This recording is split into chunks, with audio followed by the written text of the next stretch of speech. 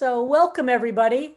I'm thrilled to be welcoming everybody to a program hosted tonight by Congregation Beit Simchat Torah in New York City, and with a special shout out to CBST's Ending Mass Incarceration team, led by Laurie Magid and Lee Goldberg, and staffed by Rabbi Marisa James, our Director of Social Justice Programming at CBST.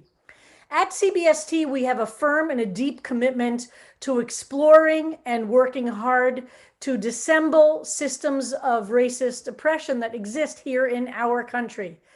And we want to understand things better and to approach this issue from all different angles. As a community of Jews, we understand that it is our moral obligation based on two features that makes our commitment to repairing our broken world, especially with relationship to issues of race in this country, imperative. And I quote now the great Berlin Rabbi Joachim Prinz, who spoke at the 1963 March on Washington. He was the speaker before Dr. King spoke. And he, in his speech as a rabbi who was the rabbi in Berlin in the 1930s, said there are two things on which we as Jews understand and root our commitment to social justice. One is theology. We believe in our tradition, in our text, and in our religion that God demands of us to stand with those who are more vulnerable, oppressed, or face discrimination. It's simply what we're required to do to be part of God's people. Secondly, our history teaches us. We know from our own history what it is to be oppressed, what it is to be discriminated against, and what it is to be treated in systematic ways that make our lives impossible or simply impoverished or incarcerated or otherwise oppressed.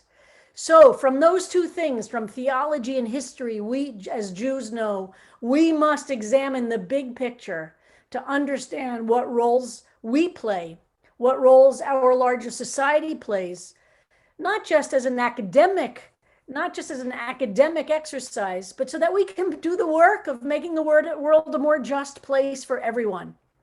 So I'm very grateful to the members of our Ending Mass Incarceration team who have been leading CBST these last couple of years in thinking deeply about issues of mass incarceration, understanding the arc that led from the roots of slavery in this country through Jim Crow into mass incarceration as one of the ways that race works to oppress those who are Black and brown in this country. So I'm thrilled about tonight's program and thrilled to learn from these two experts who are here with us today, who are really forging the way in this country to help us to think in breaking out from old paradigms, rejecting the old ways of just looking at something to understand how to view these issues that are around, how to create progressive prosecution in this country and what it would mean to really think differently about the ways that our country functions in the criminal justice system. So I'm thrilled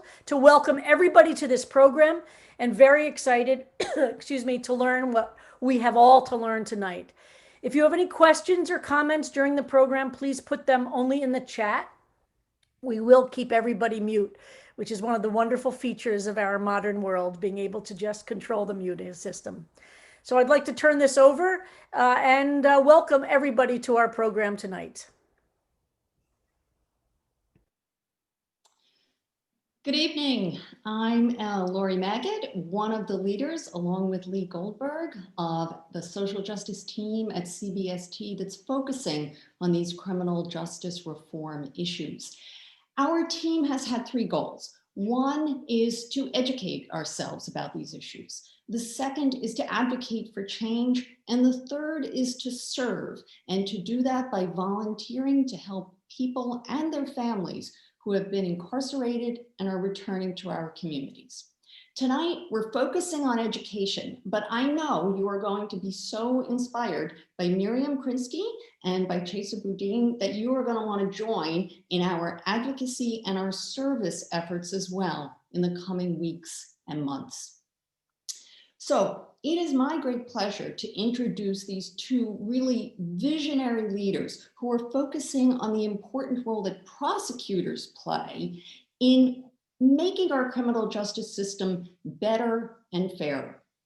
Miriam Krinsky is the Executive Director of Fair and Just Prosecution. It's an organization that works with newly elected prosecutors to develop policies so that we can get to that better, fairer system. Miriam has a resume that is a mile long. So just highlights are, she was a prosecutor, a federal prosecutor for 15 years. So she knows what she's talking about. She also was president of the Los Angeles Bar Association, executive director of the Children's Law Project in Los Angeles. She's testified frequently. She has written extensively on these issues. That makes Miriam the perfect person to lead a conversation with Chesa Boudin. He was elected just over a year now as the district attorney of San Francisco. Now, he came to that position in a somewhat unusual route, less unusual these days. He was formerly a public defender. Absolutely stellar credentials, from Rhodes Scholar to law degree from Yale, but he also brings a more interesting personal perspective. He grew up with both of his parents incarcerated, so he has a really deep understanding of the impact of incarceration, including on families.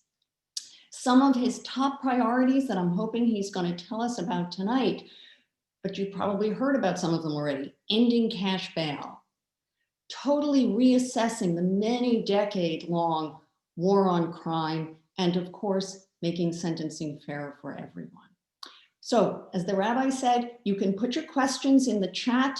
Please do that. Miriam and Chesa are going to speak in conversation for about a half an hour, but Lee Goldberg, then in the next half hour, he will pose some of those questions to them, and he'll also give you the opportunity to raise your hand in the Zoom world and pose some of the questions on your own. So without further ado, I turn it over to Miriam. Thank you, Laurie, and thank you to Lee, to the rabbis, to all of you really for creating this space for this conversation.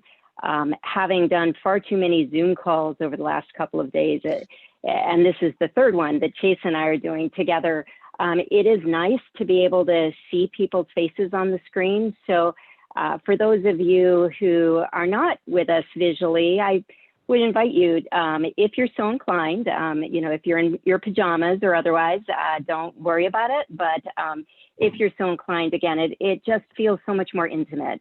Thank you to those of you who are joining us. Just really great to see people. I think we all miss that human contact.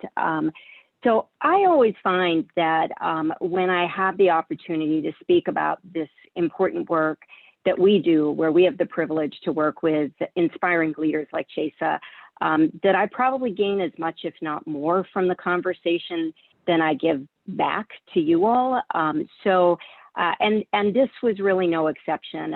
The opportunity to speak to your congregation afforded me a chance to do a bit of research, including reading some of the past speeches and remarks by your rabbis, and it was very inspiring. I often prepare for things late at night, the night before, and Rabbi Kleinbaum, I was reading your words from the anniversary of the synagogue. I was reading some things from the high holidays. So at least I ended my evening feeling inspired.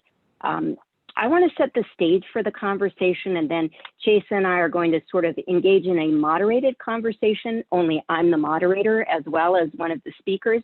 So we'll see how that goes. I haven't worn the dual hats before. But as I set the stage for it, I think I want to take a little bit of personal privilege, because it was particularly delightful for me to have a chance to speak to a temple community. I am the daughter-in-law of a rabbi. I am the mother and the mother-in-law of a rabbi. And what I am so proud of is not simply the work that they have all done, but the fact that they are very deeply committed to the notion of using their bully pulpit, literally and figuratively, as a way to move social justice. And my own roots in Tikkun Olam run deep as well. My father was a Holocaust survivor, and having seen the worst of humanity, came forward from it, not with a view of bitterness, but really one that constantly has searched for the goodness and what we can lift up, and making every day count, with sort of that feeling, that abiding feeling that if you've survived to be here, then you have to make every day count. And my mother was a 7th generation Sabra, having been one of the original families in Nechilat Shiva, one of the 7 families that founded the modern city of Jerusalem. And so they were pioneers. My sister and I are both immigrants to this country. My daughters, who both live on the East Coast, not understanding that life is better in Southern California. But my daughters are the 1st generation Americans. And I've always felt this sense of what it means to be part of an immigrant's understanding of the American dream and what it is that makes our country unique. But these last 4 years, it's been hard to find the heartbeat and pulse of that dream. I felt that it's been fading in far too many ways.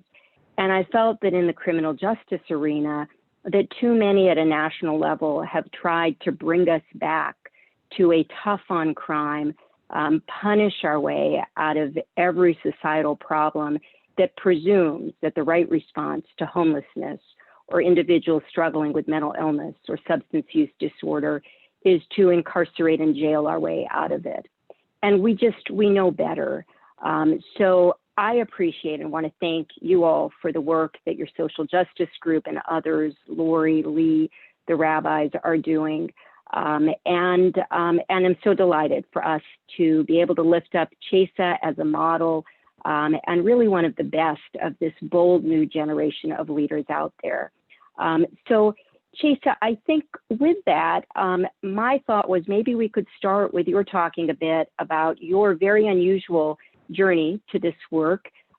Like some of the other elected prosecutors we work with, you never spent a day as a prosecutor before you walked through the door as the elected DA. And you also bring a personal experience, having seen the worst of the criminal justice system up close. So maybe we can start with that, and then we'll move through some other areas.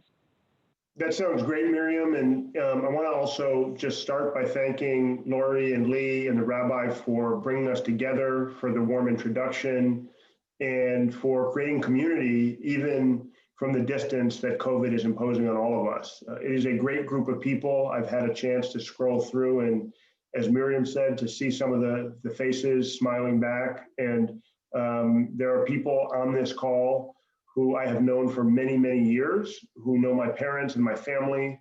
And there are people who work in my office here in the District Attorney of San Francisco. So it is great to be with all of you.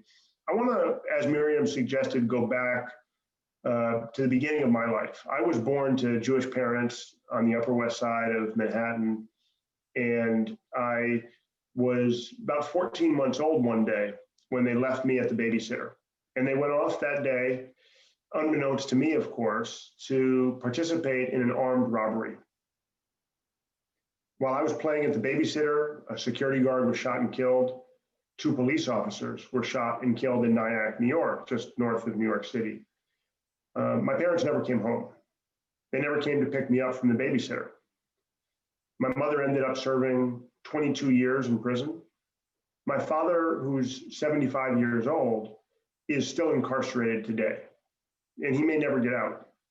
Now, neither of my parents was armed, but they both participated in a tragic, violent crime. And they both paid a very heavy price for their role, as did I. My earliest memories are going through steel gates and metal detectors, just to be able to see my parents, just to be able to touch them or hug them. My whole life, I've seen firsthand the ways in which our approach to crime and punishment our system that's become appropriately known as one of mass incarceration is failing to serve the needs of our communities. It's failing to rehabilitate people who have caused harm. It's failing to invest in healing and uplifting and supporting victims who've been harmed by crime. And it's failing all the rest of us by actually undermining a sense of security and safety in our own homes and our own communities. We can do better. Now, I went to law school committed to fighting to end mass incarceration. When I graduated, it was in the tail end of a many decades long tough on crime wave that took this country way beyond what any other country in the history of the civilized world has ever experienced in terms of the scale of mass incarceration. For a little context, the United States, with just 3 or 4% of the world's population, has around 25% of the world's prisoners. And that doesn't even include all of the millions of people who are on some other form of supervision, probation, parole, pretrial release. We lead the world in locking people up, and that is not something to be proud of. It is not something consistent with our self-identity as the land of the free. And so when I graduated from law school, I decided, as Miriam told you, to become a public defender, because that seemed like the best way to fight against mass incarceration, to find ways to focus on other approaches to the problems that crime present in our society. And over the course of the years that I worked as a public defender, I saw professionally what I had experienced personally during a lifetime of prison visits. I saw the ways in which our criminal justice system is not working, the ways in which it is treating people, whether crime victims or criminal defendants, as merely numbers or names on a page rather than human beings with lives and a life full of potential with opportunities ahead of them, with a need to be supported and, yes, sometimes supervised. And I watched with pride and curiosity as a wave of progressive prosecutors, as they're called, got elected from coast to coast in places like Boston and Philadelphia and Baltimore and Chicago. And I realized that there was an opportunity for me to do more as a prosecutor, as part of this coalition, a coalition that Miriam is so instrumental in bringing together and supporting, than I could ever do as a public defender. I loved my work as a public defender. I loved the work that I did on behalf of real people in a moment of crisis. But I was only advocating for one person at a time in a system that was desperately in need of an overhaul. And so now my work as San Francisco's district attorney since January of this year is to do that systemic work, that broader work, to take on the often more complicated challenge of balancing the interests between victims and survivors of crime on the one hand, and those we've accused of crime on the other, and the broader long-term public safety needs of a community that is not served by arbitrary and endless lengthy incarceration. And we are now deeply immersed in the really challenging but rewarding struggle of inventing a system that more closely reflects the values we have as Jewish people, as San Francisco voters, as people who understand that as Abraham pled to God on the eve of the destruction of Sodom and Gomorrah, what if there are righteous people down there? Do not destroy them all just because most of them may be sinners. We must find that sense of compassion, that sense of faith in humanity, and we must bring it back to the work we do in the criminal justice system. That's what my office is about. That's what we're trying to do every day here in San Francisco. And I'm excited to talk in more detail with you about some of the ways we do it. So thanks, Chesa. I think, you all can see what is so inspiring to us about the opportunity to work with Chesa. And I think when Chesa says we can do better, I think it's sort of with that moral imperative of we have to do better. Not only can we, but really we are obliged to do better. And for many of the elected leaders we work with, it is based on having personally seen the damage that's done when we don't do better, when we allow the status quo to perpetuate itself. Let me give you a quick sense of the lens that I bring and my experience in prosecution. And then we're going to talk a little bit about what does better look like? What are the specifics of reform and change? And what can the role of prosecutors be in forging that North Star, that improved and more moral, frankly, system? So I spent, as Laurie referenced, 15 years, a decade and a half as a federal prosecutor, both on the West Coast in Los Angeles, a few years on the East Coast with the strike force in the DC area. It was in the 80s and 90s, and it was a time when tough on crime, mandatory minimums, sentencing guidelines, and ramp up was happening. And it became clear to me over the years that what we were doing was throwing away generations, especially generations in communities of color. And most commonly, we were giving up on young Black men destining their children and their grandchildren to find themselves on that same pathway that was drawing them downward into this black hole of the justice system. We were imposing longer and longer sentences. We were at the beginning of what became the mass incarceration wave that has made us, as Chesa indicated, an international outlier. Other countries just don't do this. They don't incarcerate at the rate that we do. They don't criminalize as a de facto response to everything that we do. And when they do determine that there's a need to remove someone from society, when they conclude that they've made a grievous error, they simply don't throw them away for the rest of their life the way our country does. So I saw the beginnings of that, and it became clear to me at the end of that 15 years that we had missed so many windows of opportunity, especially in the lives of young people, that I felt a need to do something to try to seize those open windows of opportunity before they closed. So I left that work to spend 5 years representing, as the head of a legal services organization, over 20,000 young people in our child welfare and juvenile justice system. And again, what I saw was overwhelming evidence of racial disproportionality, overwhelming evidence of system failure, where young people were falling through the cracks and ending up, after we collectively had committed to raise them as a government, as a community, too many of them were aging out of foster care to homelessness, to the streets in the worst of all possible ways, and ending up 1 in every 5 locked up within their first 2 years. And I think if any of us as parents were told, you know, each one of your children has a 20% likelihood of ending up behind bars within their first 2 years of leaving your charge, we wouldn't be proud of our job as parents. But government, all of us, have been willing for too long to accept those results. So it became clear to me that there was a time to return to the prosecution field when people like Chesa started coming into office in 2016. And that was really the beginning of this so-called now movement, or as we call it, new normal in prosecution that has been taking hold. There are over 2,000 local elected prosecutors around the country, but a much smaller number of them represent communities that account for the vast majority of people behind bars.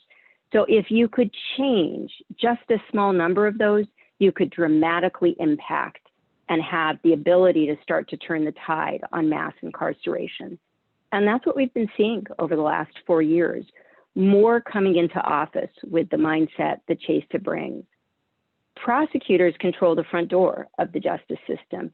They decide as the gatekeeper whether somebody's going to be charged, whether they come in to the criminal justice system, what charges are filed, whether it's one that carries a death penalty, whether it's one that moves a young person into the adult system, whether to file a charge with a mandatory minimum sentence.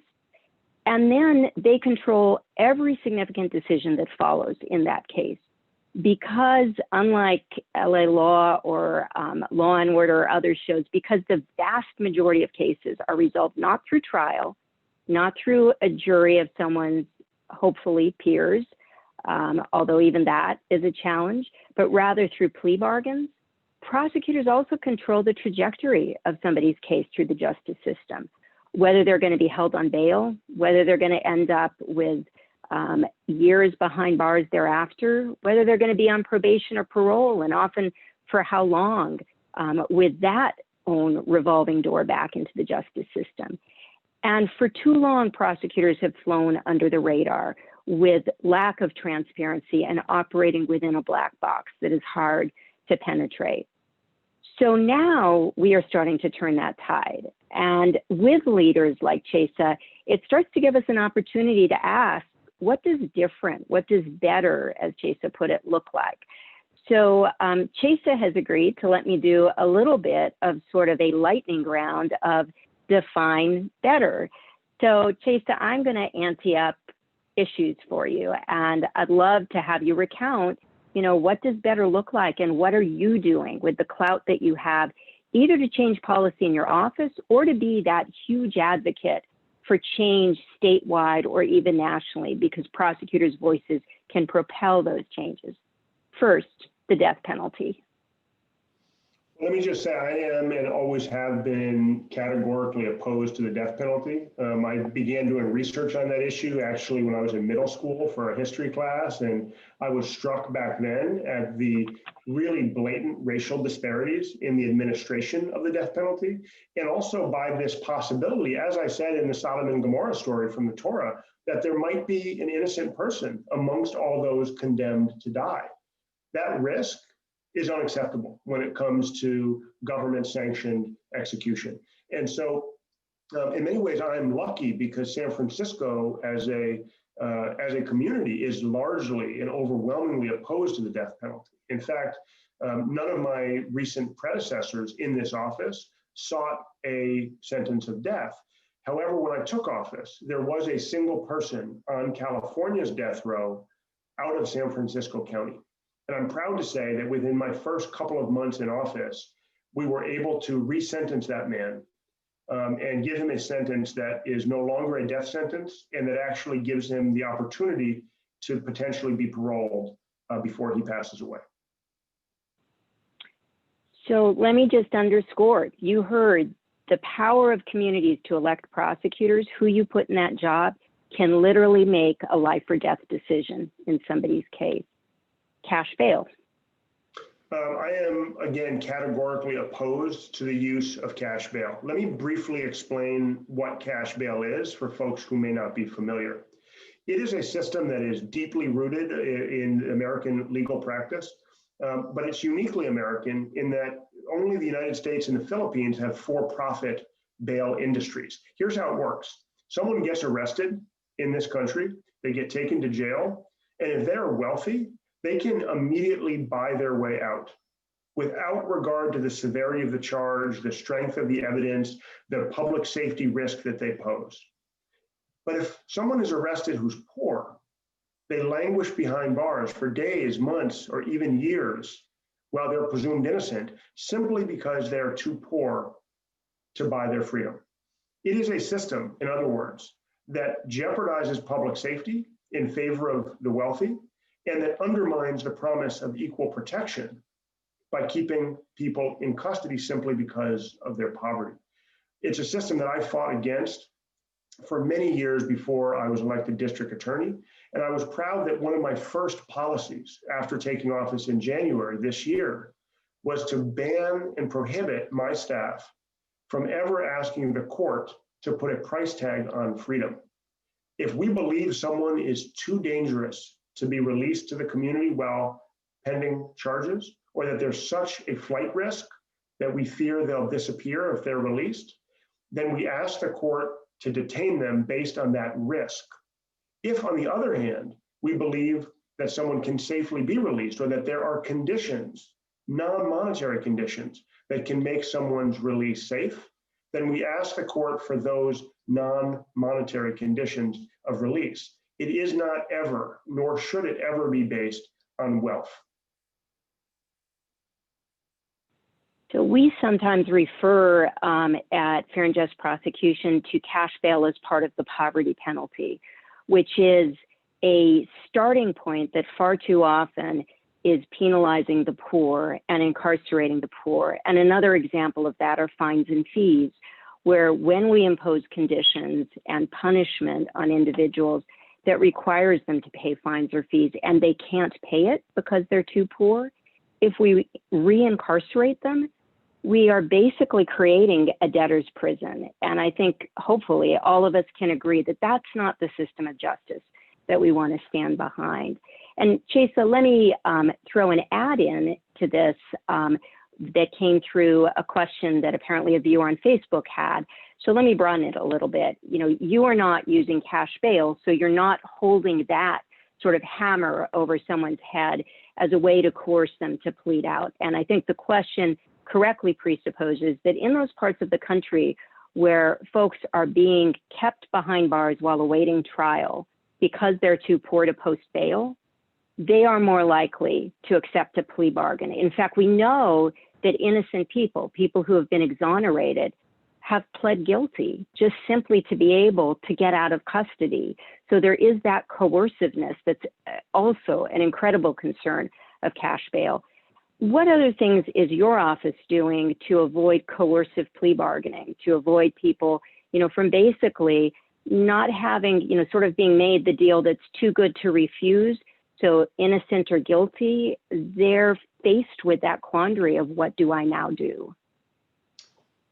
Coercive plea bargaining is a huge part of the problems we are trying to address in the broader criminal justice reform movement. And let me give you a little bit of context. We think of jury trials as the pinnacle of American criminal legal practice. And that's what we see in so many TV shows, Law and Order and CSI and on and on, right? My Cousin Vinny, to name a funnier one. But the reality is 98% of criminal cases don't make it to trial. And that's true across the country. 98% of cases will settle through some kind of a negotiated plea deal. And without spending too long and getting too meta on whether that's good or bad or how it works, the fundamental issue is we need to make sure that when plea deals are being negotiated, they're done in ways that are fair and on a level playing field, that they're not coercive. And that's the heart of Miriam's question. So let me give you an example of one of the problems that leads to coercive plea bargaining. When prosecutors engage in systematic overcharging, in other words, you take an assault and you charge it as an attempted murder. Now, all of a sudden, the person who may be guilty of an assault, but may have a defense, they may have been acting in self-defense, for example, and there may be a real dispute as to who started the fight, a dispute that could and should go to the jury.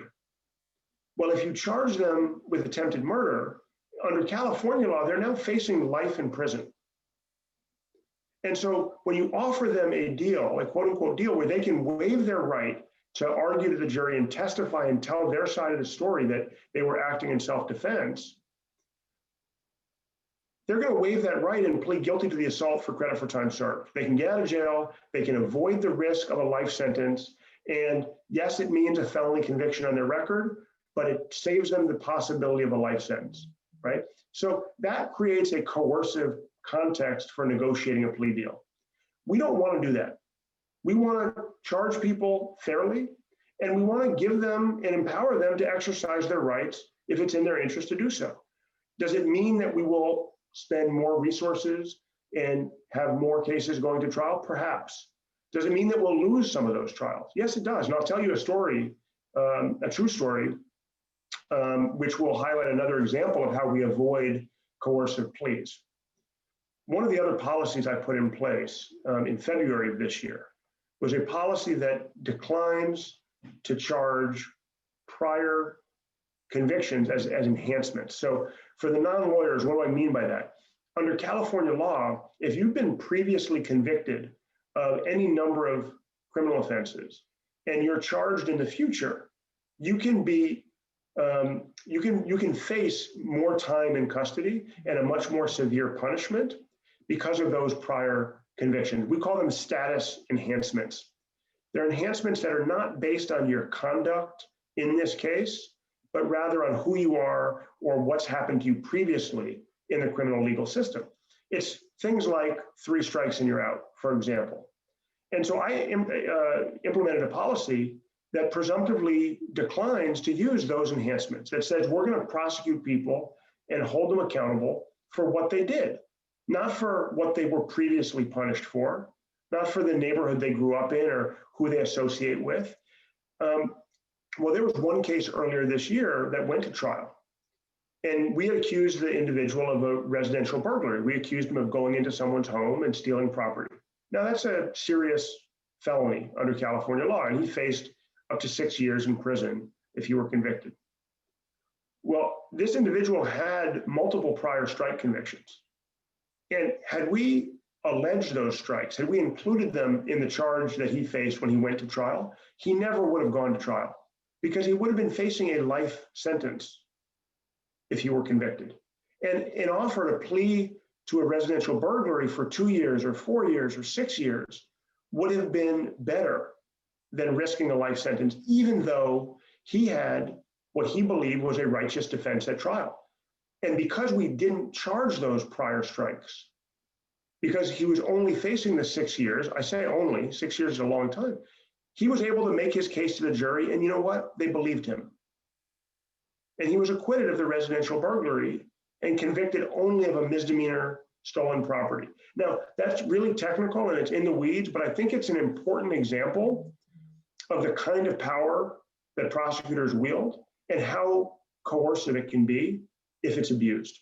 We are taking steps, concrete steps in written policies that are aimed at avoiding that kind of coercive power that has for decades defined prosecutorial discretion.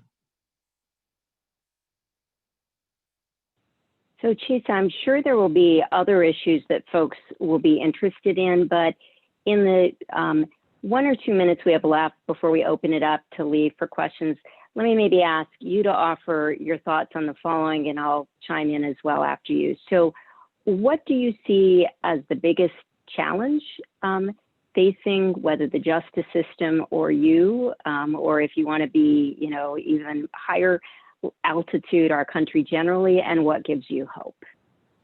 I think the biggest challenge is the lack of effective alternatives and the lack of investment in those alternatives. We really need to build out things that are more directly addressing root causes of crime.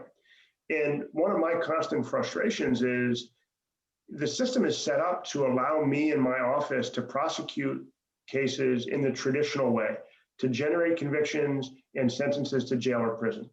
And if we send someone to prison, it doesn't cost us a dime. The state pays for it. It's not on our budget. San Francisco doesn't pay for it. But if we want to do things that are more effective and more humane, like provide drug treatment or job training or parenting classes, we not only bear the political risk, but we also end up footing the financial cost, the bill. We need to have more investment in the kinds of alternatives that are really directly correlated to the behavior that leads people to get arrested in the first place. And that investment has to include healing and supporting crime victims. Right now, for the billions of dollars that we spend on caging human beings, on locking people up, on processing them through our system, crime victims have virtually nothing to show for it. Let's start putting our money where our mouth is. Let's start investing in healing, in communities, in prevention, and in rehabilitation. We need to address the root causes of crime, and I don't think that's happening really anywhere in the country on the scale that it needs to break this cycle of generational incarceration. What gives me hope? What gives me hope, Miriam, is the amazing work that is happening all around the Fair and Just Prosecution Network. I draw so much inspiration from the courage, the creativity, and the collaboration that we have in our network. People who are deeply committed to justice, who draw on faith, who draw on personal life experience, who draw on the individual people in their communities, their constituents that they serve, to come up with better ways every day, little things that make a difference in real people's lives. And that's really what gives me hope, the knowledge that these big abstract concepts, the policies we write, the laws that we change, make a difference in real people's lives every single day. Wow. Let me maybe, Lee, before I turn it back to you, let me just give 2 quick thoughts, and then we'll turn the reins over to you. I think what I find most challenging or disheartening at a higher altitude are those who see what's going on and have remained silent in the face of it. And Chesa wasn't yet with us because he hadn't yet come into office, but we took a group to Berlin over a year and a half ago and saw and learned quite a bit, including a much more enlightened starting point of their justice system, but also had a chance at the House of Wannsee to talk about commonalities between where our country is and what led to just the disintegration of a democracy. And there was a term that Larry Krasner, the DA in Philadelphia, wrote down. I actually had to text Larry and say, what was that term again that we heard that Larry was particularly moved by? I will not try to pronounce it. It was something like Scheitisch-Tuber, but basically it meant desk murderer, those who sit at a desk and remain silent in the face of what's going on. And unfortunately, there are segments of our country, of our leadership right now that have remained silent in the face of injustice. What gives me hope is the same thing that Chesa referenced, which is this new generation of leaders, leaders who are taken to the streets in large numbers, and leaders who, like Chesa, are being attacked and pushed back on, including by other powerful forces, but they are staying strong in their willingness to change the justice system. So, Lee, with that, let me turn it back over to you. Thank you so much, Miriam, Chesa. That was extraordinary. That was just such a fantastic, not only introduction, but really deep dive into the issues that are facing prosecutors today and the power that prosecutors have. I think that I think a lot of people in the country are just coming to awareness of how much power prosecutors have over people's lives, and that it's not just legislators or executive branch officials, but that it's prosecutors as well. So we do have some questions, and I'm going to start with Morgan, who had raised her hand before, and Bruce or Babette, if we're able to unmute Morgan. I think I'm trying. Okay, great. Hi. Go ahead. Yeah, thank you so much.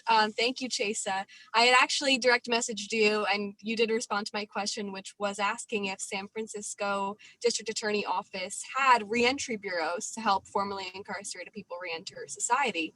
And you said that there are post-conviction centers. So I was hoping if you could touch base on what those are and how we can get more formerly incarcerated people basic things like an ID upon release and things that where they're ready to reenter society. I volunteer at the Brooklyn Reentry Bureau. The Brooklyn District Attorney is also very progressive, and I help write resumes. So that's a great first step, but I'm hoping that we can spread this out nationally and really help more formerly incarcerated people reenter society successfully.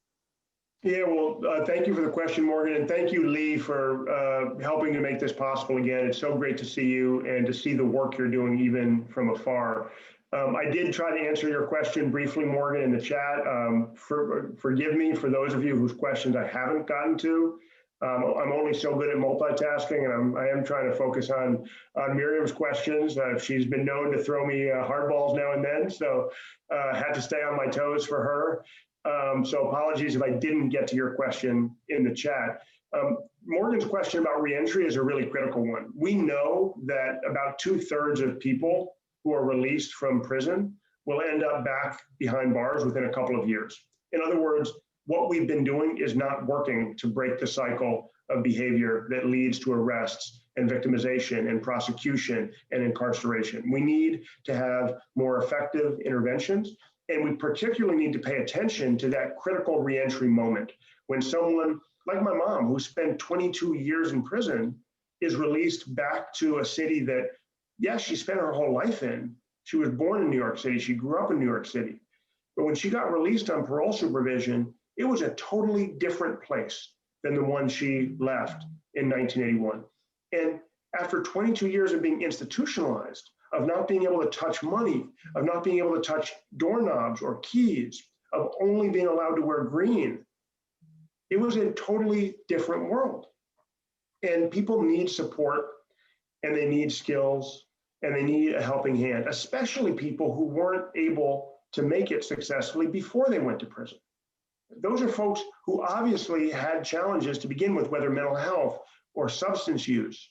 And we put them back on the street. And I'll tell you, San Francisco County Jail traditionally releases people at 10 p.m. or later to a part of the city without easy access to public transportation, with easy access to drugs, after homeless shelters are closed. We had one person in the Bay Area, a woman released from custody after the BART transit system was closed, and she was found dead the next day. It is absolutely unconscionable that we don't pay more attention and invest more resources in some of the basic things that can make a huge difference in public safety and in the humanity with which we treat people cycling in and out of our jail. One simple example, and I'll tell you, Washington State did a great thing. They changed their law so that they require the Department of Corrections to provide everybody being processed for release with a state ID. They know people's release date, they've got a couple months of lead time, and it's a requirement that the Department of Corrections release them with some form of identification. We need to start doing that in county jails and state prisons across the country. We need to make sure that people have at least a shelter bed available to them their first night in freedom. And those are basic things that need to be done. And I see Lee telling us CBST is doing this work. We need more organizations out there on the front lines. And it is great that CBST is doing it. It's a shame that our government isn't willing to step up and foot the bill. We're willing to pay about $300 a night to keep people in jail in San Francisco. But as soon as they're released, they're on their own. There's no resources, there's no shelter capacity. Drug treatment facilities have waiting lists. We need to do a better job with the basics. If we do the basics, like universal treatment on demand, like a shelter bed for every single unhoused person in our city, if we do those things, I guarantee you we will have lower crime rates, and we will have a virtuous cycle that allows us to free up resources from policing and jail budgets to reinvest in those communities. It will pay dividends in public safety. Thank you, Chesa. That was great. Thank you. We have a ton of questions, so I'm gonna try to do this in the fairest way possible, which I think is just to take them in the order they came. The first one I got in the chat was actually from the Facebook live that we're doing, and the question is the foster care system that you described, is it similar to the school to prison pipeline? And those involved with the CBST Ending Mass Incarceration team will know we've actually done quite a bit of work with folks who are involved with the shelter system and the foster care system. And keeping families together. So I'll pose that question to both of you. Miriam, do you want to jump in? There, go ahead. Sure. Yeah. So it's not one and the same, but unfortunately there are too many intersections. So kids who are in our foster care system are young people who, because their parents can't or perhaps are incarcerated or otherwise unable to care for them, all of us as a community have decided that they need to be cared for by others. So sometimes they end up in foster homes. Hopefully they end up back with their family at the soonest possible opportunity, but sometimes they may end up adopted. The school to prison pipeline is more the unfortunate interrelationship between young people who are having struggles within their schools. And because we put school resource officers in schools, and because we've been willing through state laws and in other ways to criminalize, frankly, nothing more than adolescent misbehavior, we find that we are feeding kids into our criminal justice system based on what they're doing in school. It used to be that there was a law in California that said willful misbehavior was something that could be criminally charged, or language such as that. The Obama administration put out guidance that basically sought to end the school to prison pipeline in many ways and to address the racial disproportionality. Our current administration pulled that guidance back, but I think some of us are hoping that we'll see a return to a starting point where we're not criminalizing young people for doing the stupid things that young people tend to do. Miriam, I'm just gonna go back to something you said at the beginning about the foster care system. So one of the areas that we've been doing some work is this whole idea that the foster care system and mandatory reporting, for example, is actually a criminalization of poverty in much the same way that cash bail, for instance, that you talked about before was. And I don't know who asked this question, so I can't read their mind. But but from my perspective, I guess is the question: is the foster care system creating yet another layer of people who are separated from their families and put in situations that are where they're more susceptible to being picked up by the criminal justice system? Yeah, I think in a word, yes. I think that is a problem. At the end of the day, if parents are struggling, we should be doing everything we can to help those parents cope, to support them, to provide them with what they're lacking, rather than take their children away and put their children through these horribly adverse consequences of instability, change of schools, separation in most instances from siblings, and everything else that the foster care system tends to result in. So I think in many ways it's similar to the wrong-headed starting point of our criminal justice system, which is when people are struggling, we put them in jail. We criminalize their struggle rather than investing in housing or social supports or substance use treatment or other things that can fortify the family, fortify, what the individual is trying to cope with. We know that the outcomes are better if we invest in those proactive preventions. We know, frankly, it's cheaper, it's more humane, and I think it's more morally appropriate to address those sorts of issues with a different starting point. And I think both the foster care system and our criminal justice system have been waking up to that realization that we've addressed these issues in the poorest way possible in terms of outcomes and in terms of what's right by individuals and communities. Now, I have a question that I think, thank you for that. And there's a racist element to that as well, which I think which we need to acknowledge. So a question for both of you, this will be our last question, but I think you'll both like it, is what is your advice for aspiring prosecutors and law students? And whichever one of you wants to take that first, go ahead. Well, I will say, having been on both sides of the defense attorney prosecution divide, it is really valuable to see things in life in general. It is really valuable to have another perspective. And I think I'm a far better district attorney because of my experience having defended people accused of crimes.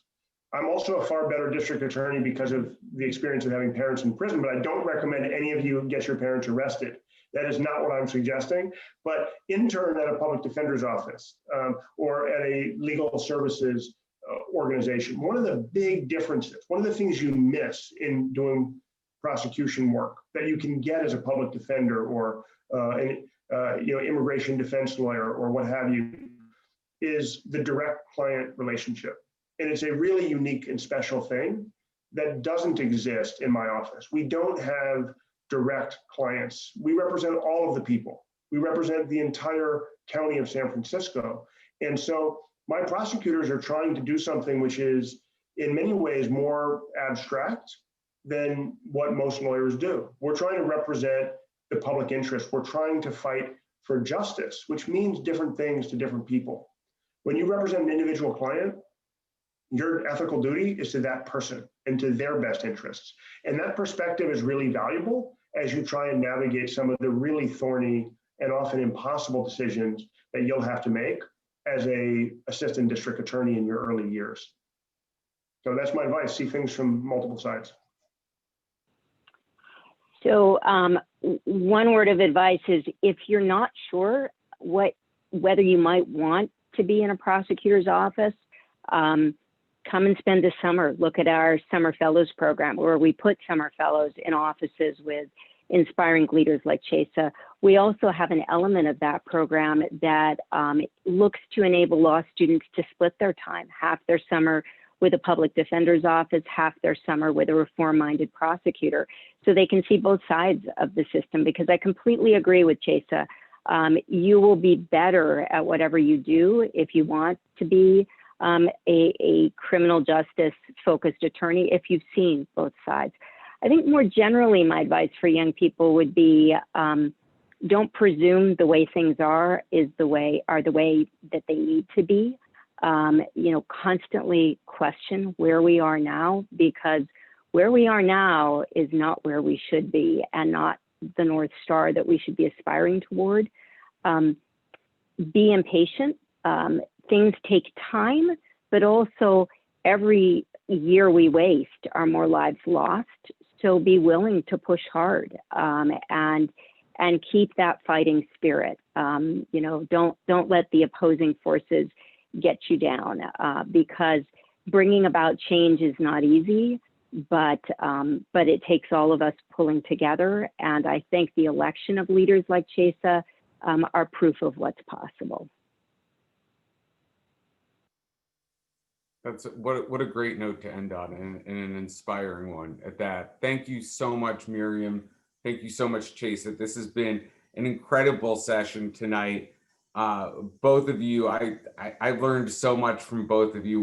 We're just tremendously grateful that you were able to take the time out of your busy schedules to be here.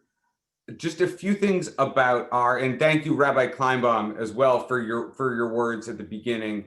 And to the whole CBST staff for helping us put this together, and to my co-chair Laurie. This was truly a team effort putting this event together. I think we love to leave people with a takeaway for the at the end of the event. So just a few things that we have coming up. We're gonna, as some of you have seen before, we do from time to time wish lists, Amazon wish lists for people who are newly released from prison. We're partnering with Central Synagogue and an Exodus transitional community to provide winter clothes to people who have just been released from prison. People are released, as Chesa and Miriam both said, with nothing. And so this is a way to help and to give back in a tangible and meaningful way.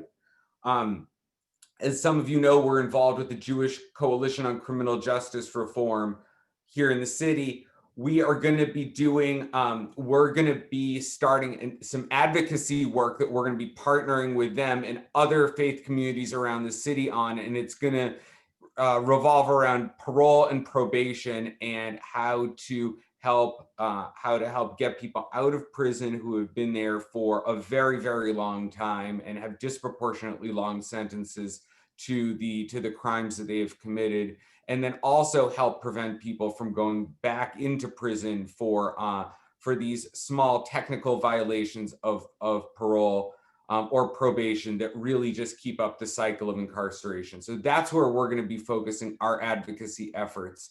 And then finally, our next program for our team is going to be something focused around arts and arts in prison and arts that's done by formerly incarcerated individuals. There is a ton of incredible stuff going on in the city right now, and we want to bring some of that to you either virtually or give you a way to perhaps do some sort of a tour. I did one a few weeks ago, and it was a lot of fun, and it was great to see the exhibit. So thank you again to Miriam, Chesa. This has been a fantastic night, and thank you all for being here. Good night.